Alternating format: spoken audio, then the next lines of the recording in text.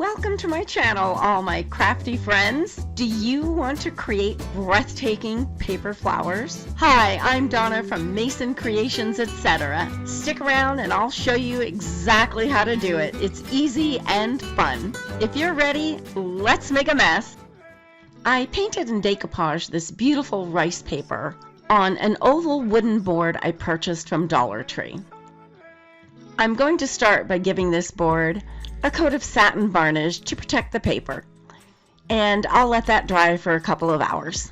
This was from a previous video which I covered 4 different ways to decoupage.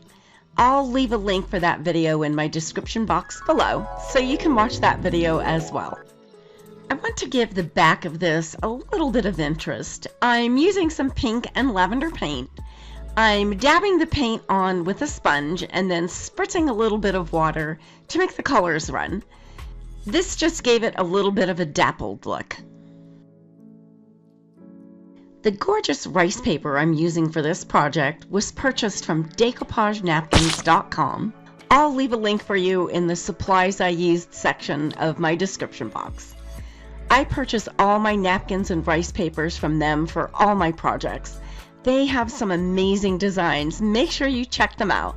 I'm going to jazz up this plaque with some air dry clay embellishments to the front and back. I'm using Delight air dry clay. It's one of my favorites. It's very easy to work with. I'll let the clay dry overnight. Then I'll get them painted and let that dry for about an hour or so. Where are you watching from? Let me know in the comments. It's fun to see what cities and countries you are all watching from. I'm filming from Las Vegas, Nevada in the United States. I'm going to antique all these little embellishments, so I'm giving them a coat of varnish. That will need to dry for about an hour. When antiquing, you need to varnish the item first so the antique can be easily wiped off.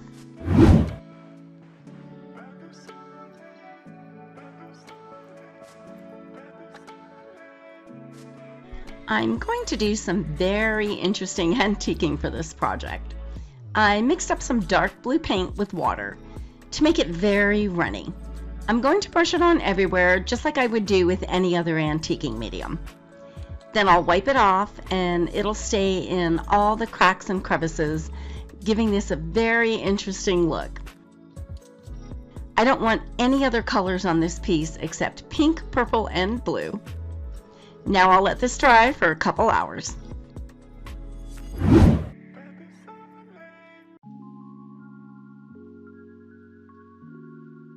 If you're enjoying and finding some value in this video, please hit that like button for me. Doing so helps my channel to grow and sends this video to more people out there. That way I can continue to bring you awesome tutorials. Thanks for doing that. Make sure you click that bell so you'll be notified anytime I upload a new video. The antiquing is dry, so I'm going to glue this large piece to the back of the plaque. I'm using E6000 glue. It can hold through an earthquake. I measured to make sure I got it in the center. I'm going to add some metallic rub to all my clay pieces now. I'm using Gold Rush and Rose Gold, and I'm using a blue rub as well as the rose gold for the butterflies. Send me a comment and let me know what type of project you would like to see next. Decoupage, mixed media canvases, or more mason jar decorating? Your suggestion could be my very next video. I answer every single comment I receive. I love hearing from all of you and look forward to reading all your comments. I'm gluing some really tiny rhinestones to the butterfly's wings and some black ones for the body. I'm working on some great projects for the upcoming weeks. I'll be doing some decoupage, more 3D air dry clay, and mason jar decorating. Make sure you subscribe so you don't miss any of them. I think these turned out so pretty. I'm using a hot glue gun to add the scrolls to the front of the plaque. I measured and marked my placements with painter's tape.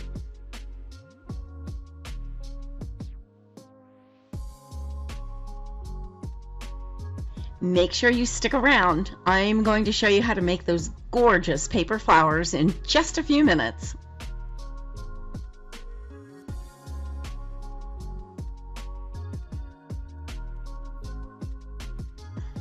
And now I'll add some varnish to them.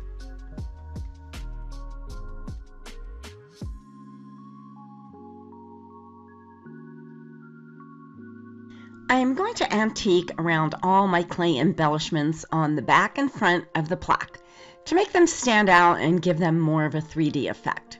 I'm using the same dark blue paint, and I added a little bit of black vintage effect to darken it up a little. I'm brushing it on between the clay embellishments and the board, and then I'll wipe it off.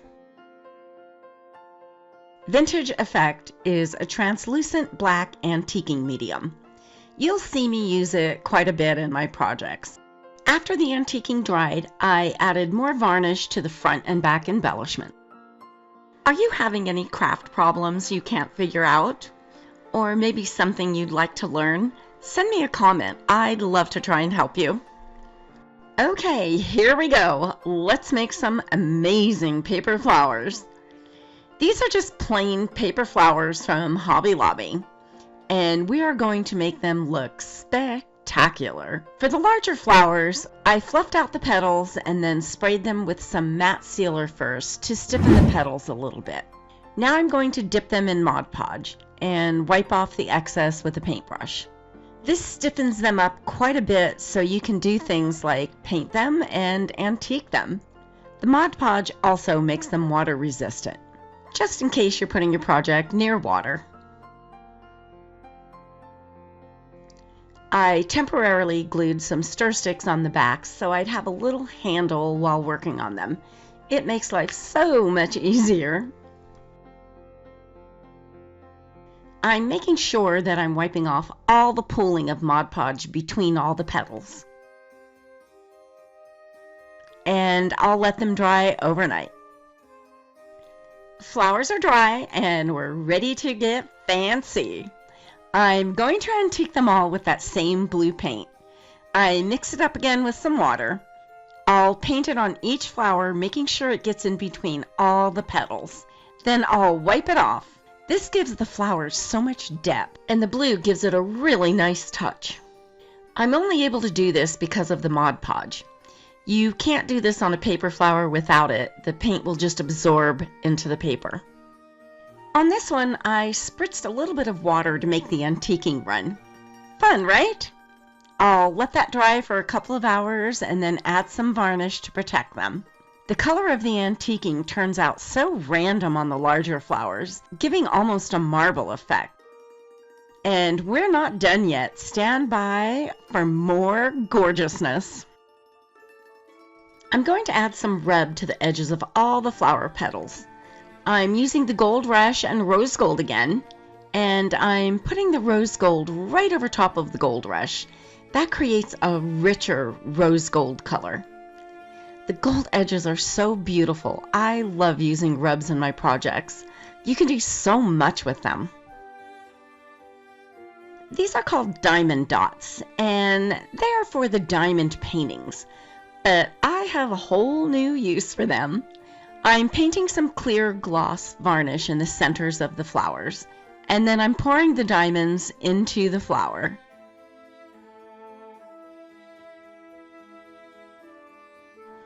And oh my gosh, this is beautiful. They are gold on one side and silver on the other, so you get a mixture of gold and silver blended together. Nothing but the best for my pink lady. I'm going to hang some beads from the bottom of this plaque.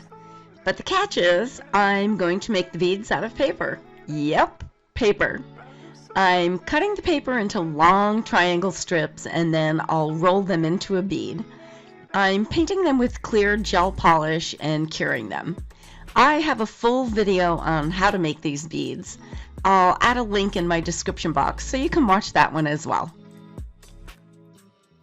Now I need a pretty tassel to put my pretty beads on. So I'm going to show you how to make a pretty neat tassel from embroidery thread. Cut the thread in half. It already has a pre-made fold for the top of the tassel. I pull out a length of the thread to string through the top and also wrap around the top to form the tassel. I separated the two threads and wrapped one thread around the top and then used a needle to thread it up through the center.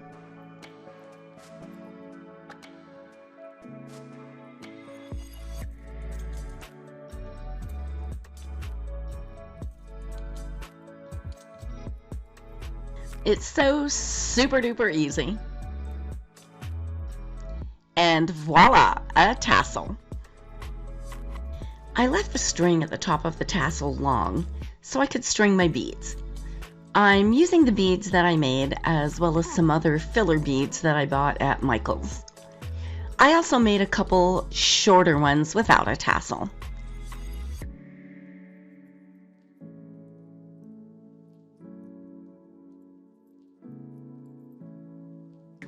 I love the way this turned out, and I can't wait to add them to my plaque. Okay, now it's time to glue all this gorgeousness to the plaque. I'm starting with the larger flowers, and we'll fill in with the smaller ones.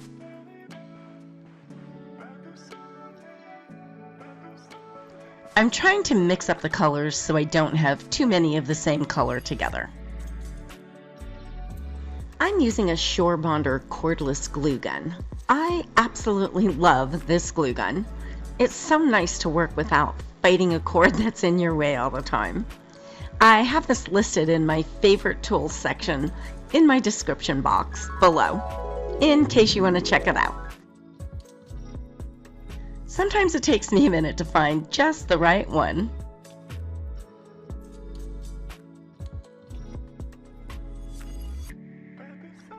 Isn't she gorgeous? And now for the back.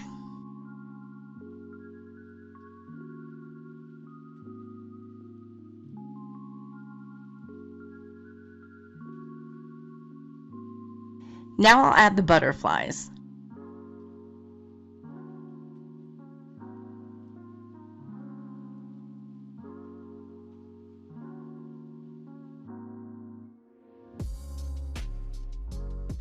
The one butterfly is a side view, so I need to add the black rhinestones to the body.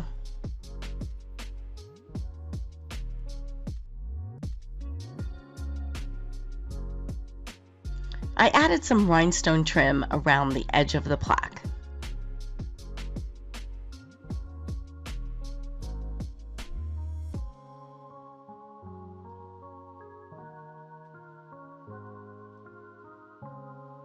I tied a double bow with some beautiful pink satin, and I'll add my tassels to that.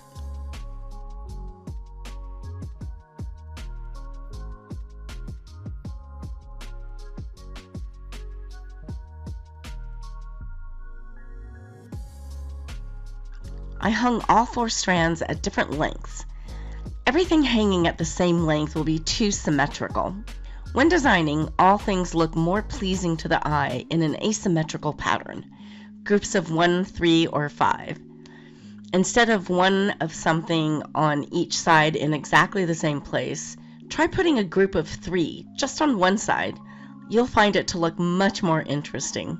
Since I hung all the strings of beads at different levels, the fact that there are 4 of them will be okay. It will keep it asymmetrical. And now it's time to glue it to the plaque at the bottom. I used E6000 glue to attach the bow. Probably hot glue would have worked well too. I added a pretty flower with some stones on it on the back of the bow. I'm using an off-white ribbon with a gold trim as a hanger.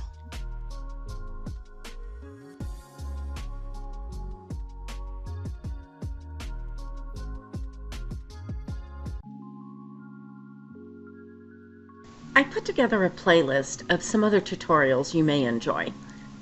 Click the picture on the right to be taken directly to that playlist. Thanks so much for watching, and I hope you enjoyed this video. Don't forget to subscribe by clicking my picture in the top right corner so you don't miss any future videos.